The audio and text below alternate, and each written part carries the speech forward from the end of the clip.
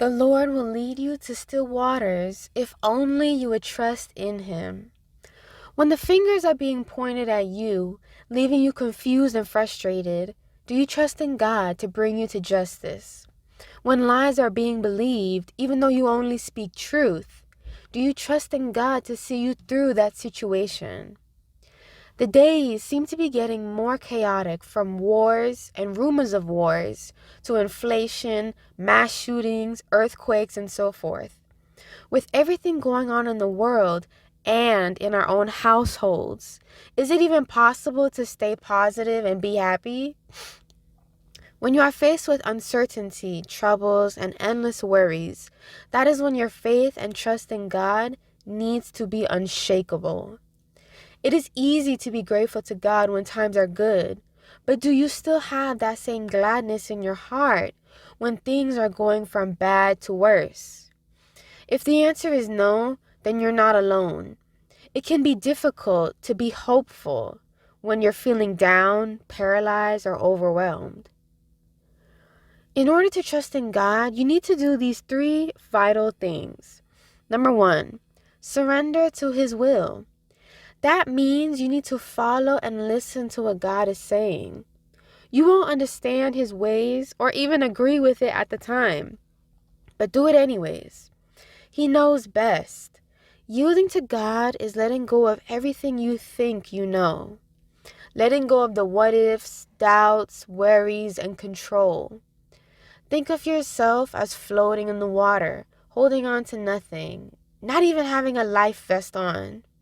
If you start to freak out, you might cause your own destruction and begin to drown. But when you stay calm and allow the current to take you, you find yourself more at ease. God knows best. Trust in Him to take you where you need to go. Number 2, spend time with Him. Believe it or not, God wants you to run to Him for everything. You might want to be with family and friends more, but God might be calling you to spend more time with Him. When you have a bad day, tell Him about it. When something great happens, express your excitement to Him. When you want to vent about that coworker that mistreats you, let Him know your frustrations. God is someone who wants to be involved in our daily lives. When you feel overwhelmed, there are no words left to say. Cry to Him. Some people say crying is only for babies or that boys or men shouldn't cry. But to me, if we weren't supposed to do it, then why do we all have the ability to cry? No matter what age you are, you're still able to do it. Crying is good for the soul. It allows you to express yourself without the use of words. God knows everything, but that isn't a reason to not incorporate Him in your life more.